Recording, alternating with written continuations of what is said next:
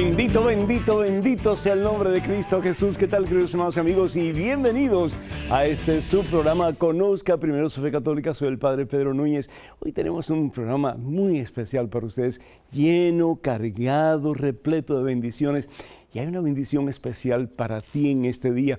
Así que déjate en las manos del Señor y vas a ver su poder y su gloria trabajando, obrando en ti. ¿Por qué? Porque el Señor te ama, tan sencillo como eso. Dios quiere que tú seas feliz, Dios quiere que camines en victoria, Dios quiere que te levantes de tu desaliento, de tu fracaso, de tu problema y que puedas ver un poco más allá de eso que te quiere hundir. Y eso que vas a ver más allá es Jesucristo que está con brazos abiertos en estos momentos para decirte, hijo mío, no estás solo, yo estoy contigo.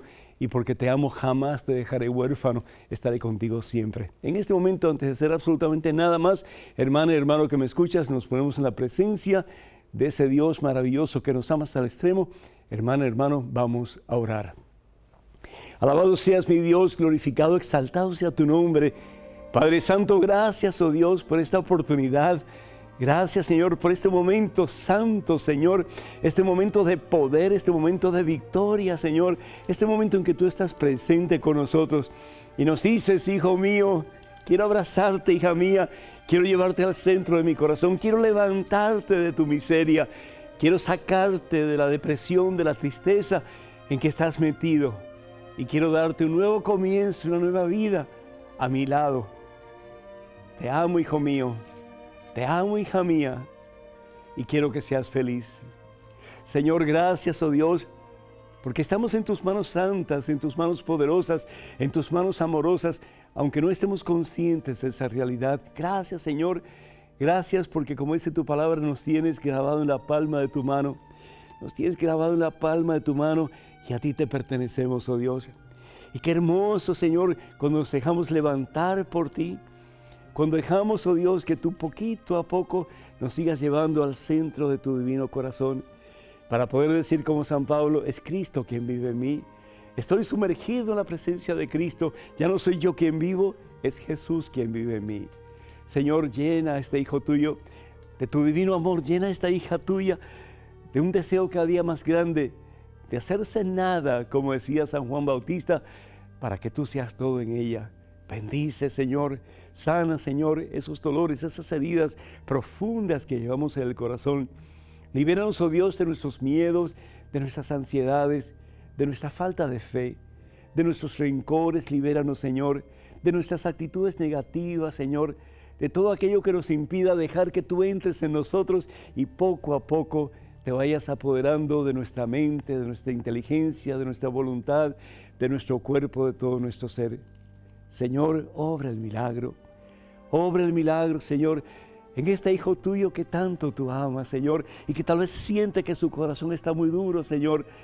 Ablanda ese corazón, dale, Señor, un corazón nuevo, mi Dios, un corazón que lata de amor por ti, un corazón, Señor, que desee amarte a ti por encima de todo.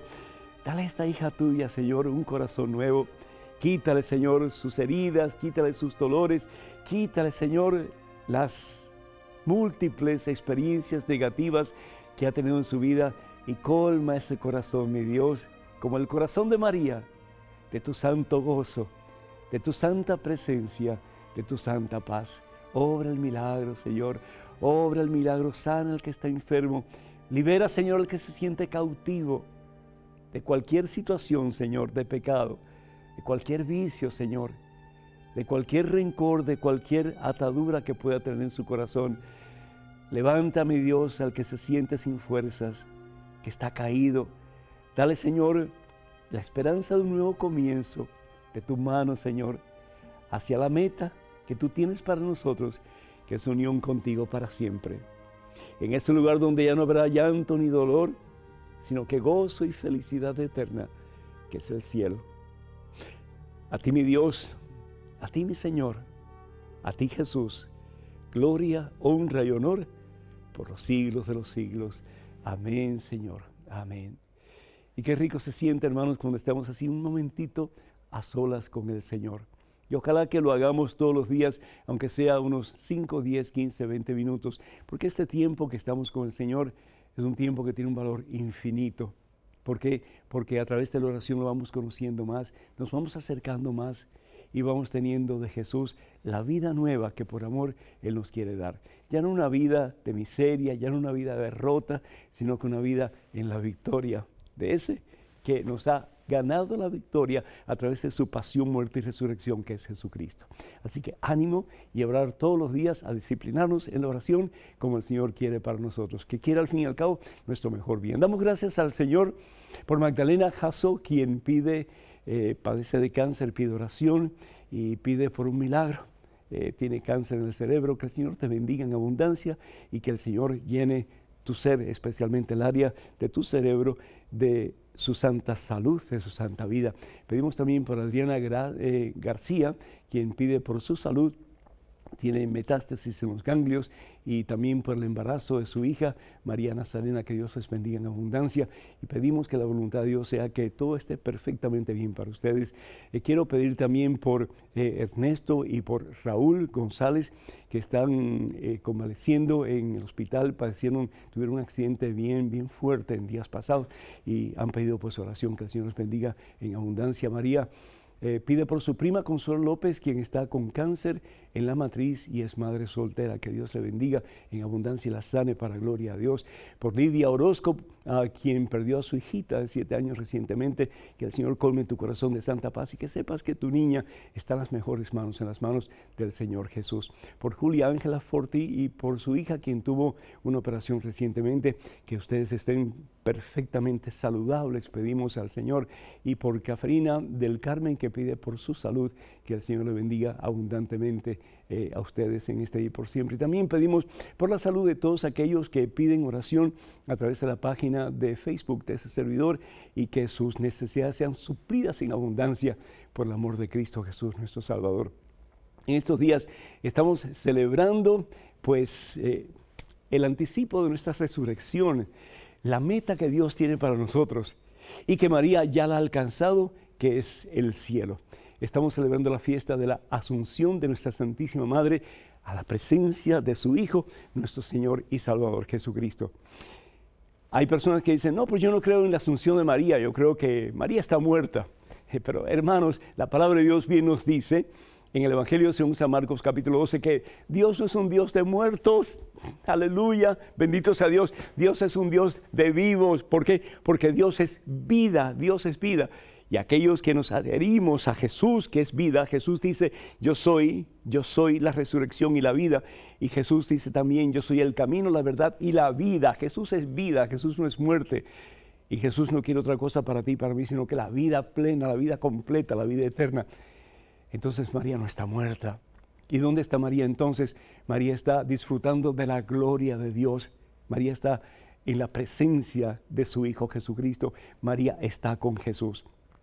Qué hermoso el poder estar conscientes de que tenemos una meta, tú y yo también.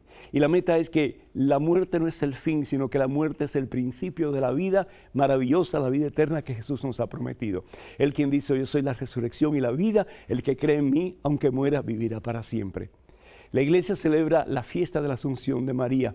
¿Qué quiere decir? Que Dios, Jesús, levanta a María y la lleva así, la lleva para sí. La lleva para que esté con Él. Donde estoy yo quiero que tú estés conmigo. Evangelio según San Juan, capítulo 14, versículo 2. Yo quiero que donde estoy yo, estés tú también conmigo. Y María está con Jesús. Si alguien está con Jesús, si alguien realmente podemos decir está en la gloria, esa es, María Santísima. ¿Por qué?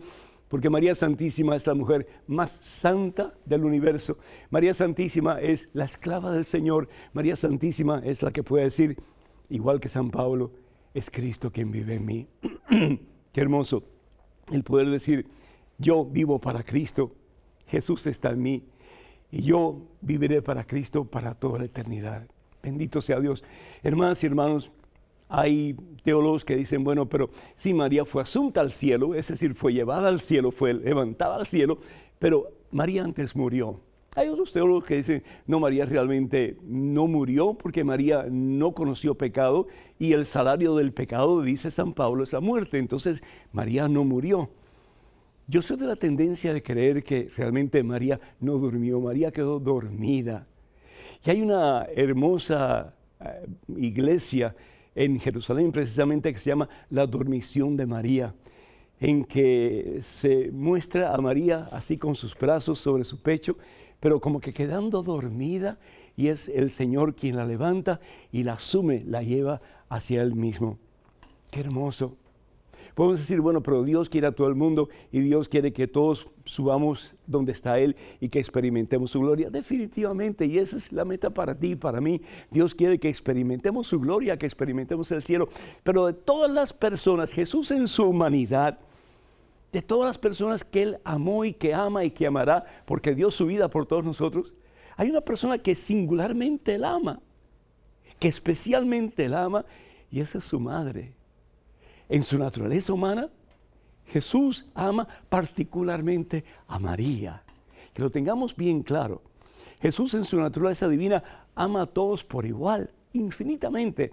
Pero Jesús en su naturaleza humana ama particularmente a su madre, a la que le da vida en su vientre, a la que le enseña a este pequeñito los caminos de Dios, a la que le ama más que cualquier otra persona en el mundo. Esa es María. La relación de María con Jesús es algo maravilloso. Por eso decimos, donde está Jesús está María. ¿Por qué? Porque hay una unión tan completamente maravillosa entre Jesús y María que podemos decir eso. Y podemos decir también que María, por lo tanto, fue asunta al cielo por los méritos de nuestro Señor y Salvador Jesucristo. Yo recuerdo cuando mamá vivía, yo le decía a Dios, Señor, no te la lleves. Yo quiero que mamá esté conmigo más tiempo. ¿Cómo el hijo no va a querer que su madre esté con él o con ella más tiempo?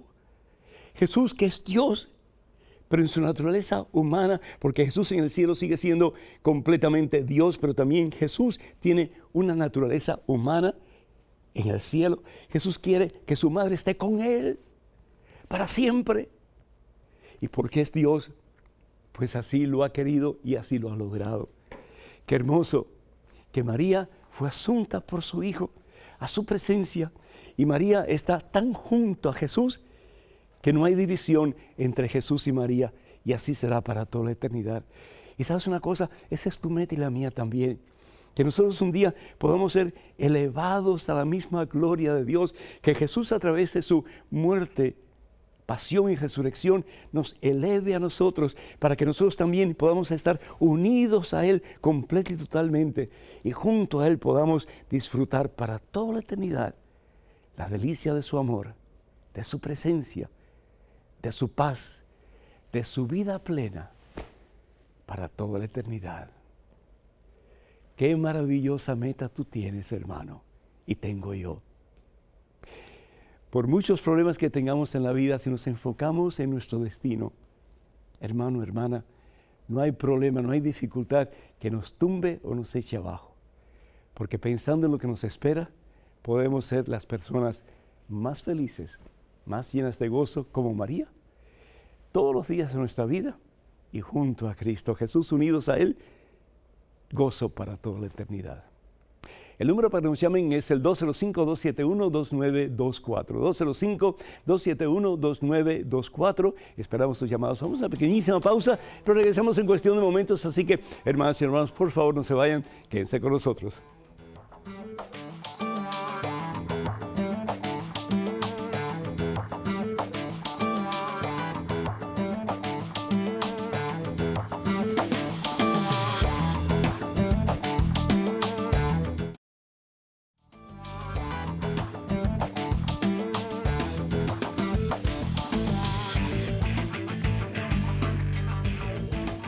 Gloria al Rey de Reyes, gloria a Jesucristo, y vamos a estar unidos a Jesús un día para toda la eternidad. ¿No te da gozo eso, hermanos, el pensar que vas a estar completamente lleno, repleto, saturado de Dios para toda la eternidad? No habrá momento de aburrimiento, ni de dolor, ni de depresión, por el contrario, felicidad plena para toda la eternidad. Ojos no han visto, dice el Señor en su palabra, ni oídos han escuchado las maravillas que Dios tiene preparado para ti y para mí en el cielo. Bendito sea Dios. Tenemos a Ricardo de Argentina vía telefónica. Ricardo, ¿me escuchas? ¿Cómo le va, padre Pedro? El Señor te bendice, Ricardo. Bienvenido. Adelante.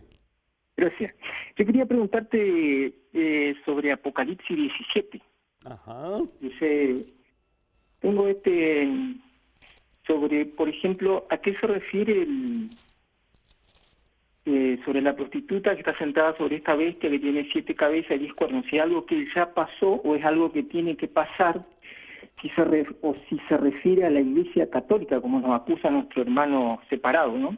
Ricardo, si me buscas un pasaje en la Santa Biblia donde dice que es la Iglesia Católica, la prostituta, la Babilonia nueva, yo te doy $1,000, se lo voy a pedir a mi productor Pablo Pilco. No existe, es decir, son inventos humanos. Entonces, ¿por qué nosotros tenemos que hacerle caso a estas personas que siembran veneno en nuestro corazón para confundirnos, que al fin y al cabo ese es el trabajo de Satanás? Lo que dice la palabra de Dios, si nosotros vamos al capítulo 16 del libro del Apocalipsis, está hablando de la gran ciudad. De la gran ciudad se abrió en 3 partes y las ciudades de las naciones se desplomaron. ¿Cuál es esa gran ciudad? Esa gran ciudad es Roma, donde sale la persecución de la iglesia primitiva.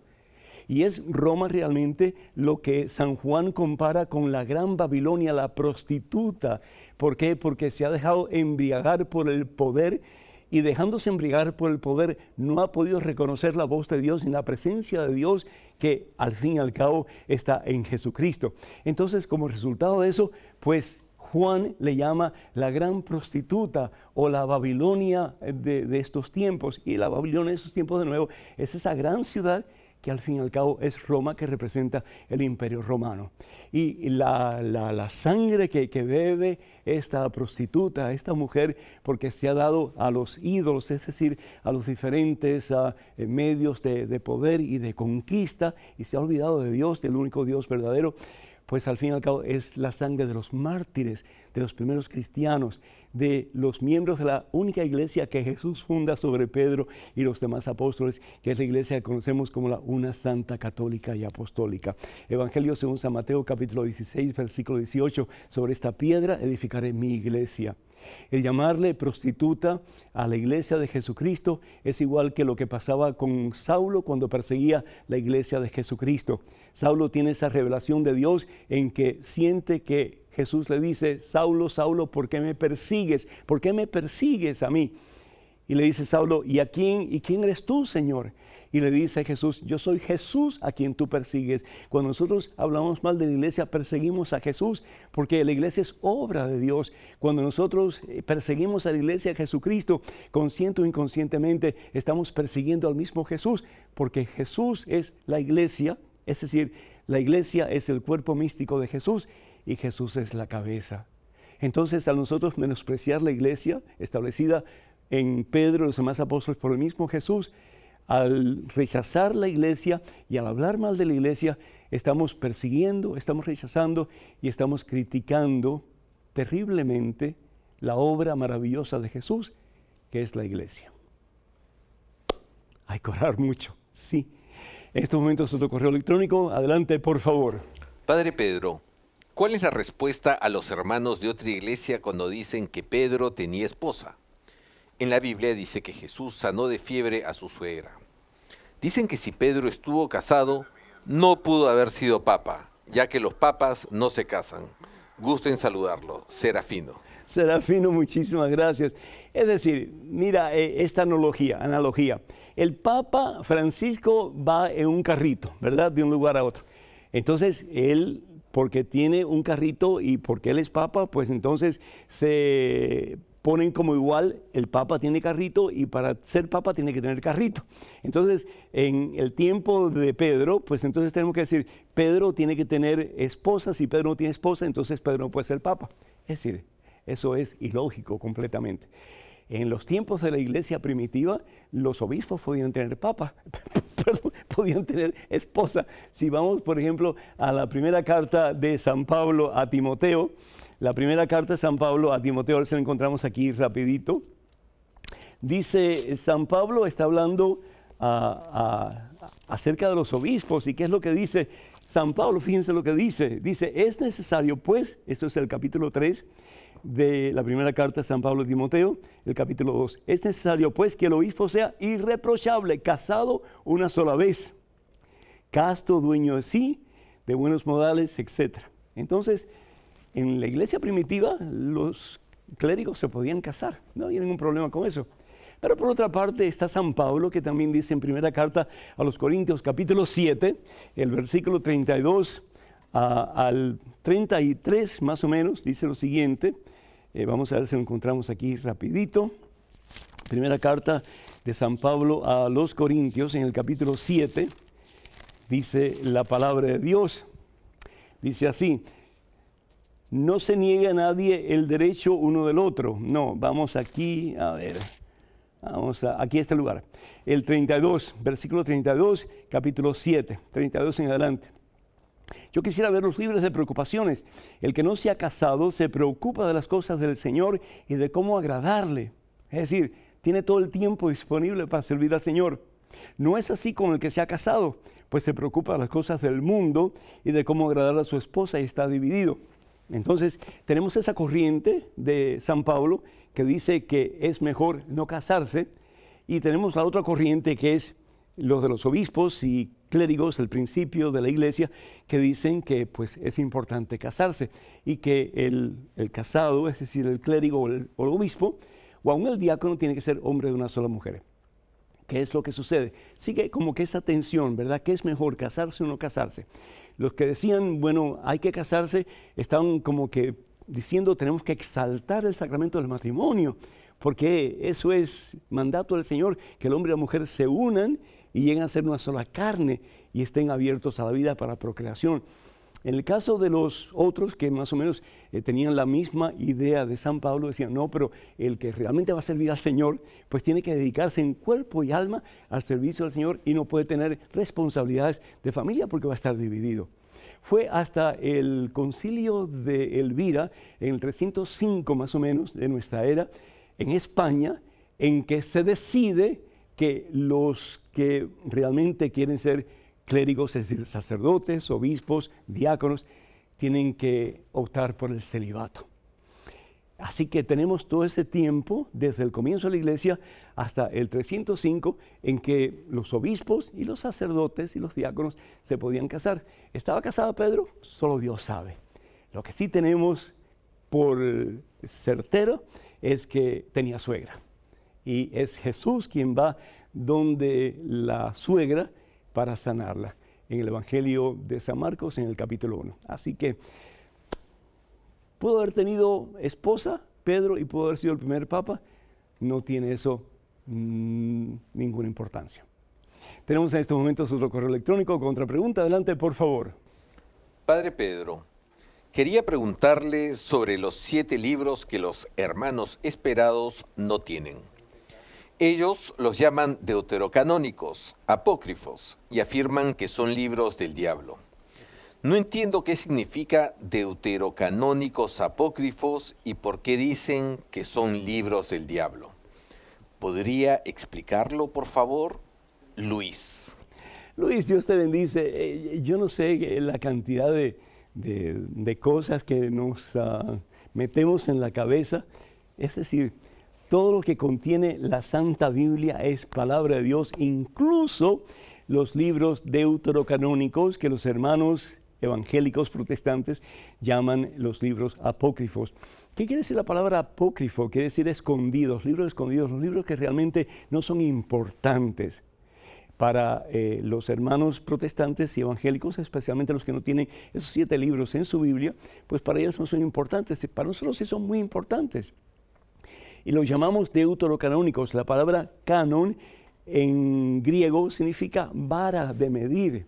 Y la iglesia, bajo el Papa Dámaso, que ordena a Jerónimo, San Jerónimo, a que haga una recopilación de todos los libros que pudieran ser inspirados por Dios, que los ponga juntos. Y entonces fue bajo 2 concilios que realmente se determinó que no solamente eran libros inspirados por Dios, pero palabra de Dios. En el concilio de Cartago fue realmente donde se decidió y se promulgó que los libros contenidos en la Biblia, la palabra Biblia significa colección de libros o biblioteca, realmente son palabra de Dios. En ninguna parte en la Santa Biblia, especialmente en el Nuevo Testamento, no vas a encontrar un ápice una palabra que diga que este santo libro es palabra de Dios, pero porque la iglesia lo ha predicado desde el principio, lo creemos como verdad. Estos libros que tú mencionas que son deuterocanónicos son libros escritos en griego y no en hebreo. Por lo tanto, habían dos tendencias en el tiempo de Jesús. Una tendencia que se llamaba el canon hebreo, en que solamente aceptaban los libros escritos en hebreo. Y por lo tanto, estos 7 libros no eran aceptados porque eran escritos en griego. Y los rabinos decían que Dios solamente se podía comunicar a través del idioma hebreo, cosa que no es cierta, ¿verdad? Pero sin embargo, los libros deuterocanónicos, que son parte del canon alejandrino, esos libros, aunque fueron escritos en griego, pues son parte de la Santa Biblia. ¿Y por qué son escritos en griego? Porque en ese tiempo, antes de Jesús, el imperio que gobernaba a Israel era el imperio greco-romano. Entonces la gente hablaba griego, es el idioma en que hablaban y escribían aquellos que podían escribir. ¿Cuáles son los libros? Pues los libros que conocemos como los deuterocanónicos son los libros de Tobías, Judith, Baruch, Sabiduría, Eclesiástico y Primero y Segundo de Macabeo. Esos son los libros. Ahora bien, el decir que los libros esos son del diablo, bueno, pues yo tengo noticia para ustedes. Porque de acuerdo a los teólogos biblistas en el día de hoy, y esto es un acuerdo común, las 2/3 partes de lo que enseñaban los apóstoles, incluso Jesús, en referencia al Antiguo Testamento, 2/3 partes de lo que ellos decían, citando el Antiguo Testamento, está basado no en el canon hebreo, sino que en el canon alejandrino, donde esos 7 libros eran parte de ese canon. Así que entonces decir que son libros del diablo, es decir, como que Jesús y los apóstoles utilizaron libros del diablo, y eso es totalmente incorrecto, antibíblico, y más aún es una terrible herejía. Tenemos en estos momentos otro correo electrónico. Adelante, por favor. Padre Pedro, alguna vez escuché decir que Dios, en su providencia desde la eternidad, creó una persona para ser pareja de otra. Me convencí de que Dios tiene a alguien destinado para uno y que uno lo sabe porque nunca siente lo mismo por ninguna otra persona, por atractiva que sea. Tuve un novio con el que he sentido eso, pero terminamos porque se tuvo que ir de viaje. Ahora estoy con otra persona, excelente y a quien amo, pero aún sueño con mi ex y me desconcierta. ¿Qué pasa si Dios sí creó a mi exnovio para mí y a mí para él, pero él utilizó mal su libertad y eso hace que no podamos estar juntos? ¿Qué pasa en esos casos? Dios lo bendiga. María Isabel. María Isabel, piensa en un jardín lleno de flores preciosas. Y tú vas al jardín y comienzas a mirar las flores, pero hay una que te atrae más. Hay una que te llama más la atención. Así pudiéramos decir de Dios en relación a los hombres que te ha presentado. Tú ves a muchos hombres y dices, qué guapo, qué inteligente, qué cualidades más bonitas tiene. Pero hay uno como que te atrae más. Y tal vez esa persona Dios la pone en tu camino para que tú te acerques a Él con pues la esperanza, el propósito de que puedan unir sus vidas. Pero Dios te da libertad completa y le da libertad completa a la otra persona para que cada cual decida. Entonces, de que Dios tiene asignado una persona para cada uno, eso es ilógico, no tiene sentido, porque entonces no teníamos nosotros el derecho de escoger a quien nosotros pensamos que debemos de amar o con quien podemos compartir vida hasta que la muerte nos separe. Así dice la palabra de Dios, ¿verdad? En el Evangelio según San Mateo capítulo 19, versículo 6. Lo que Dios ha unido, el hombre jamás lo separe. Al fin y al cabo, pues, es tu decisión. Yo lo que sí te digo una cosa. Tal vez la persona con quien tú estás en estos momentos no la amas lo suficiente o lo suficientemente. Sigues pensando en el otro.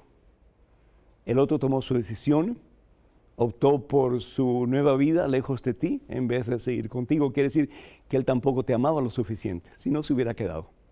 Y que tú estés pensando en esa persona aunque tienes esta otra, pues también significa, desde el punto de vista de este humilde servidor, que tampoco lo amas lo suficiente a Él. Ten mucho cuidado. No maltrates a esta persona que está contigo. No le ilusiones y al fin y al cabo no te vayas a casar con esa persona cuando realmente no lo amas lo suficiente porque todavía estás pensando en la otra persona. Toma tu tiempo, pon un poquito de distancia y explora la posibilidad de tener amistades con otras personas. Sabe Dios si en ese jardín donde hay tantas flores vas a encontrar una que realmente te atraiga y una con quien puedas compartir tu vida hasta que la muerte los separe. Cuenta con nuestras oraciones. Amén. Tenemos en estos momentos a Neri de Nueva York que está esperando en línea telefónica. Neri, ¿me escuchas? Hello, Neri, ¿me escuchas? Neri, ¿me escuchas? Sí, lo escucho, padre. Bendito sea Dios. Bienvenida, Neri, es un gusto tenerte. Gracias, padre. Me siento tan feliz de poderlo oír, que hace tiempo estoy loca por saludarlo, por hablarle y para decirle que, ¿cómo le puedo decir? Primero le voy a hacer una preguntita. Sí, Neri, adelante. Padre, yo rezo el rosario todos los días de la Virgen y el de las Misericordias, porque el Señor de las Misericordias me hizo un milagro. Tuve una operación del colon, me dejaron una bolsa por 5 años en el estómago. El doctor que me la puso me dijo, no se la puedo quitar, se muere con ella. Cuando salí afuera dije, Señor de las Misericordias, aprende a rezar tu rosario, tus oraciones y quítame la bolsa. Padre, a las 3 semanas de estar rezando el rosario, me llamó un doctor, que ni sé quién lo llamó, y me quitó la bolsa. Y aquí estás vivita y coleando. Y aquí estoy con 82 años, padre. Oh, ahora, Dios mío. yo rezo el rosario de la Virgen también, pero no lo rezo con los, ¿cómo es que se dice? Pues, que es el primer mandamiento, el segundo, todo eso. Yo lo rezo sencillo. Sí. Me vale porque a mí me dijeron que es que si uno reza el rosario y no reza con las, ¿cómo es que se dice? Como cuando como el ángel que le anunció a la Virgen que va a ser el primero y así. Sí. Que si yo no lo rezo no me vale, ¿es verdad, padre? Mira, Neri, primero que todo te felicito por tu fe, ¿sí? Porque la fe mueve montañas, el Señor Jesús lo dice en el Evangelio según San Mateo capítulo 17, versículo 1. Si tienes fe del tamaño de un granito de mostaza vas a mover montañas. Y también dice el Señor en el Evangelio según San Marcos capítulo 11, versículo 21 en adelante, que si lo que pides lo pides con fe, puedes estar convencido de que eso ya lo tienes. Bendito sea Dios. Entonces, lo importante es orar y confiar en el Señor, de que el Señor va a proveer en múltiples formas lo que tú necesitas y más aún todavía. Segundo, el Señor de la misericordia es Jesucristo. Él es la misericordia. Y hay una devoción muy particular que comienza con Sor Faustina en Polonia sobre la misericordia de Jesús, y entonces se ora pues esta oración que es un rosario que se llama el Rosario de la Divina Misericordia. Y qué bueno que tú has conocido la misericordia de Dios a través de esta nueva vida que Dios te ha dado quitándote esa bolsa para que tú puedas tener más libertad, etcétera. La otra cosa acerca del rosario, ¿cómo rezar el rosario? Si incluyendo los misterios, o no incluyendo los misterios, o incluyendo oraciones extras o no extras. Mira, lo importante es orar, lo importante es rezar. Y si tú te sientes más a gusto rezando el rosario de la Divina Misericordia, pues rézalo. Y cada vez que tú reces, le pides al Señor que te acerque más a su Divina Misericordia, que te llene más, que te sature más de su divino amor. Y al fin y al cabo, pues eso fue lo que hizo María. María pasó toda su vida en oración con Dios, en cercanía con Dios. Y María, pues al fin fue asunta al cielo para disfrutar de Dios y con Dios para toda eternidad. Y eso es lo que Dios quiere para ti. Que tú a través de tu disponibilidad a Dios, de tu rendimiento a la voluntad de Dios, que tú un día junto con María puedas alabar y bendecir su santo nombre para siempre. Que Dios te bendiga y muchísimas felicidades. Tenemos en estos momentos pues una pausa, pero antes de la pausa quiero darles el número telefónico para que ustedes nos llamen. Son importantísimas sus llamadas. El teléfono 205-271-2924. 205-271-2924. Vamos a una pequeña pausa, pero regresamos en cuestión de momentos. Así que, hermanos y hermanos, no se vayan, quédense con nosotros.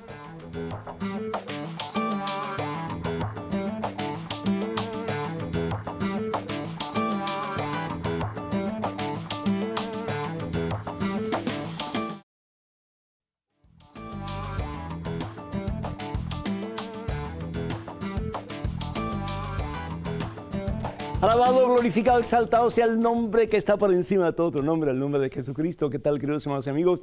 Bienvenidos una vez más a este subsegmento de este programa. Conozca primero su fe católica. Soy el Padre Pedro Núñez. En estos momentos, un correo electrónico con una pregunta. Adelante, por favor.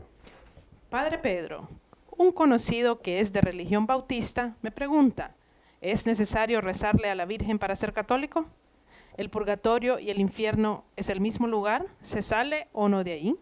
¿El cielo es un lugar físico o espiritual? Danae de Texas. Muchísimas gracias, Danae. Dios te bendice. Primero, si es necesario rezarle a la Virgen para ser católico, pues no. Nosotros como clérigos, como personas que estamos metidos en las cosas de Dios, pues sí tenemos, por ejemplo, en nuestros rezos muchas veces oraciones que son dirigidas a la Virgen pidiendo su intercesión para poder unirnos a su Hijo, nuestro Señor y Salvador Jesucristo.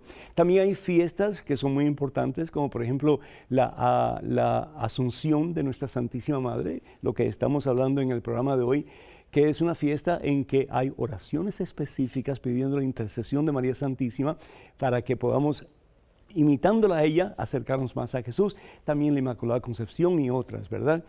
Pero no es necesario para nuestra salvación. El único que es necesario para nuestra salvación es Jesucristo. Y lo que Jesús nos enseña a través de su iglesia, la Santa Iglesia Católica, y a través de la Biblia, por supuesto. Bendito sea Dios. El cielo, preguntas tú si es un lugar físico o espiritual. Pues lo que sabemos es que es un lugar, tanto el cielo como el infierno.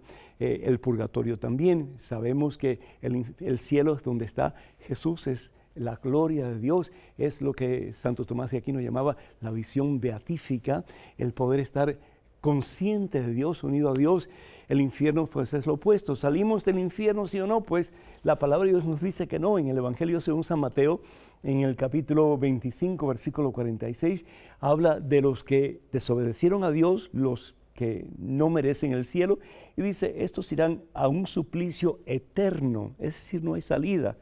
Y los buenos, es decir, los que hemos luchado con la fuerza y la gracia de Dios para obedecerle, dice, irán a la vida eterna. La vida eterna, que es el cielo eterno, que significa para siempre, y el suplicio eterno, que es lo opuesto, que es el infierno. Ojalá que esto te haya ayudado con tu, especialmente con tu amigo, para ayudarle a él a entender un poquito mejor la fe católica. Tenemos desde México a Alan. México, Alan, ¿me escuchas?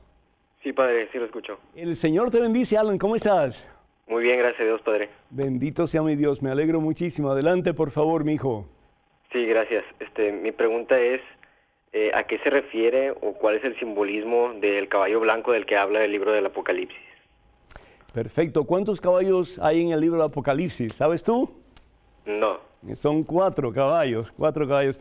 Si nosotros vamos a ver aquí al libro del Apocalipsis capítulo 6, habla de 7 sellos y habla de 4 caballos. Dice, apareció un caballo blanco, que es el que tú preguntas, el que lo montaba tenía un arco y le dieron una corona y partió como vencedor para vencer. ¿Cuál es ese caballo blanco y quién es el que está sentado en el caballo blanco?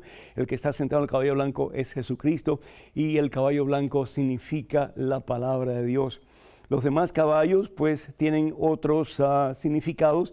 Por ejemplo, el caballo negro, que significa la muerte, el caballo verde, que significa la peste o significa la enfermedad, y el caballo rojo, que significa la guerra. Entonces esos caballos significan los males que acontecen en el mundo, pero sin embargo la esperanza, y es precisamente la razón por la cual se escribe el libro de Apocalipsis en un tiempo tan difícil de persecución de la iglesia primitiva, que hay esperanza.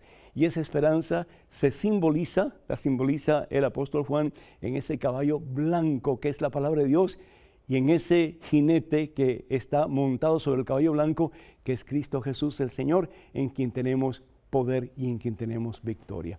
Que Dios te bendiga, mi hijo. Muchísimas gracias por tu pregunta. Tenemos en estos momentos otro correo electrónico con otra pregunta. Adelante, por favor. Padre Pedro, sé que no va a tener tiempo para leer este mensaje, pero le digo que no creo en Dios, porque me quitó lo que yo más amo, mi hija.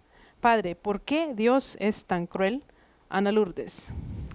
Ana Lourdes, ante todo, te comprendo perfectamente, comprendo que estás bien herida, que sientes como que Dios te ha defraudado, lo comprendo perfectamente. Pero tal vez te puedas identificar un poquito con el dolor de Dios cuando perdió a su hijo en una cruz en el Calvario, cuando lo dio todo por amor a ti, por amor a mí, por amor a la humanidad. El que un hijo muera o una hija muera antes de que muera el papá o la mamá es ilógico completamente. Es decir, de acuerdo al ciclo de la vida, los padres mueren primero porque tienen más edad que los hijos. En tu caso fue diferente, ¿no es cierto? Pero sí te digo una cosa, que tú no has dejado de creer en Dios. Lo que tú sientes es mucho dolor en tu corazón y sientes rechazo hacia Dios porque el dolor es tan grande que no puedes culpar a nadie más ni a nada más, solamente puedes culpar a alguien que está por encima de todo, que al fin y al cabo es Dios. Entonces, una cosa también quiero decirte que nosotros tenemos una estructura genética y cada estructura genética es diferente. Y a veces hay estructuras genéticas que son más fuertes que otras y por lo tanto el ser humano dura más tiempo que otras personas. Es igual que un automóvil. En un automóvil el motor puede estar un poco defectuoso y en otros casos el motor puede estar mucho mejor. Si el motor defectuoso deja de funcionar en algún momento, no le echamos la culpa a Dios diciendo que ¿por qué Dios permite esto? Que el motor está defectuoso y se ha parado y ya no funciona, cuando realmente sabemos que el motor pues tenía sus debilidades o sus limitaciones. Y así nos pasa a nosotros. Llega un momento en que la máquina, que es el cuerpo nuestro, ya está tan debilitada que deja de funcionar. Pero es nuestra estructura genética, nada tiene que ver con la voluntad de Dios. Si habláramos de la voluntad de Dios, tendríamos que decir que Dios no quiere que nosotros muramos. Dios no quiere la muerte, pero desafortunadamente la muerte es parte de nuestra experiencia como seres humanos, pero también el Señor Jesús nos dice que la muerte no es el fin, la muerte es el principio de la vida eterna que el Señor nos ha prometido. Por eso Jesús dice en el Evangelio según San Juan, capítulo 11, versículo 25, yo soy la resurrección y la vida, yo soy. Y el que cree en mí, aunque muera, vivirá para siempre. Bendito sea Dios. Entonces, el estar consciente de que la muerte no es el fin, sino que es el principio de la vida eterna. Dos cosas yo te diría a ti. Primero que todo, que estés consciente que ya tu hija no sufre, ya tu hija no padece de ningún dolor. Tu hija está disfrutando de la gloria de Dios. Y si tiene que pasar por purgatorio, sabemos nosotros muy bien que tiene un destino, tiene una meta. Y ese destino, esa meta, es unión con ese que lo da todo, que lo llena todo, que pues cumple con nuestras expectativas y mucho más allá, que es Jesucristo nuestro Salvador. Y lo segundo que es importante es para todos nosotros es que estemos conscientes, como dice la palabra de Dios en el Evangelio según San Mateo, que pues tenemos que estar preparados. Evangelio según San Mateo, capítulo 25, versículo 13, porque la muerte vendrá como ladrón en la noche, cuando menos lo esperamos. Cuenta con nuestras oraciones, que Dios te bendiga. En estos momentos, otro correo electrónico, otra pregunta, adelante por favor. Padre Pedro, soy una católica de 26 años. Tengo un gran deseo de ser madre, pero no hay nadie en mi vida y me puse un tiempo límite. Si hasta mis 30 no conozco al hombre indicado, me realizaré una inseminación artificial. ¿Para Dios esta decisión es molesta o es un pecado? Me preocupa ya que amo a Dios y no quiero fallarle. Joana, de Ecuador. Joana, Dios te bendice y pues qué bueno que quieres ser mamá. ¿Cuántas mujeres no abortan a sus hijos porque no quieren ser madres? Y sin embargo tú sí quieres ser. Una cosa que te digo para comenzar, si la palabra de Dios, Dios mismo, está en contra de la inseminación artificial. ¿Por qué? Porque para tú poder tener un embrión que va a ser implantado en tu útero, en tu vientre, tú necesitas, o por lo menos en el laboratorio, necesitan crear una serie de embriones. Y cada uno de esos embriones es una vida humana. Cada uno de esos embriones es un hijo tuyo. Y desafortunadamente lo que sucede es que cuando se implanta el embrión en la mujer, los demás embriones, pues ¿qué se hace con ellos?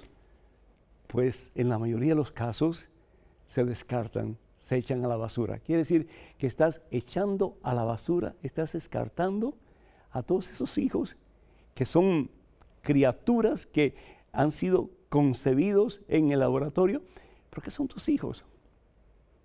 La palabra de Dios en el libro de Éxodo, capítulo 20, versículo 13, dice 2 palabras: no matarás, no matarás. Y muchas veces, con el deseo de hacer las cosas a nuestra manera, a nuestro antojo, pues cometemos graves pecados contra Dios. En este caso, el mandamiento no matarás, pues lo estamos realizando cuando matamos a los embriones, que al fin y al cabo son seres humanos. Minúsculos, pero son seres humanos. ¿Por qué no pensar que tú vas a poder casarte?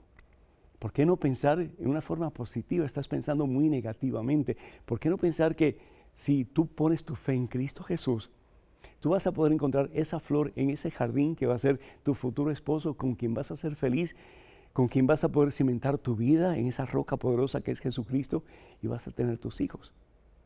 La palabra de Dios en la carta de San Pablo a los Filipenses, capítulo 4, versículo 13, bien nos dice el Señor en su palabra: todo lo puedes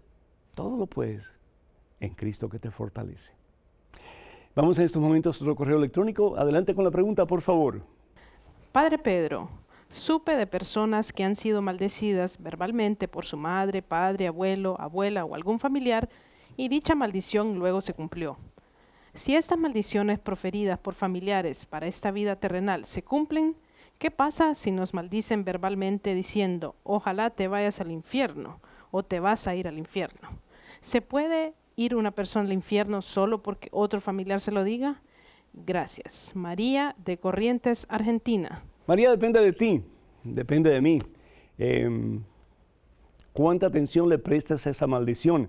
Si crees que esa maldición realmente tiene poder para destruirte, para hasta mandarte al infierno, pues si te dejas, hermana, pues el demonio, Satanás, puede hacer lo que quiera contigo.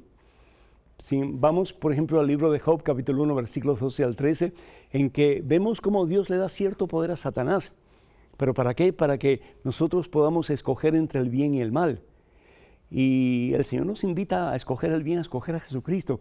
Por eso la palabra de Dios nos dice en 1 Juan capítulo 4, versículo 4, que dentro de nosotros está Jesús. Dice, vamos a ir precisamente a la palabra de Dios. Aquí lo que dice, hijitos míos, ustedes son de Dios y ya han logrado la victoria sobre esa gente, es decir, los que le quieren hacer el mal, los que te quieren maldecir, los que te quieren echar abajo, los que te quieren destruir. Ustedes ya han ganado la victoria sobre esa gente. Pues el que está en ustedes, que es Jesucristo, el que está en ti, que es el mismo Dios, es mucho más poderoso, bendito sea Dios, que el que está afuera. ¿Y quién es el que está afuera? Satanás. ¿Qué es lo que tenemos que hacer para que las maldiciones no nos afecten, para que las brujerías no nos afecten, para que los trabajos de espiritismo, lo que sea, no nos afecten? Pues poner nuestra confianza en Dios, sabiendo que el que está dentro es mucho más fuerte que el que está afuera.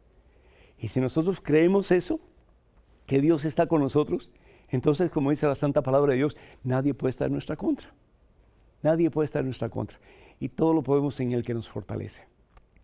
Hay muchos hispanos, especialmente, de nuevo, muchos hispanos que desafortunadamente ponen su confianza en amuletos, ponen su confianza en trabajos de hechicería, ponen su confianza en brujos, ponen su confianza en adivinos, ponen su confianza en personas que dicen que son psíquicas y que pueden adivinar cosas.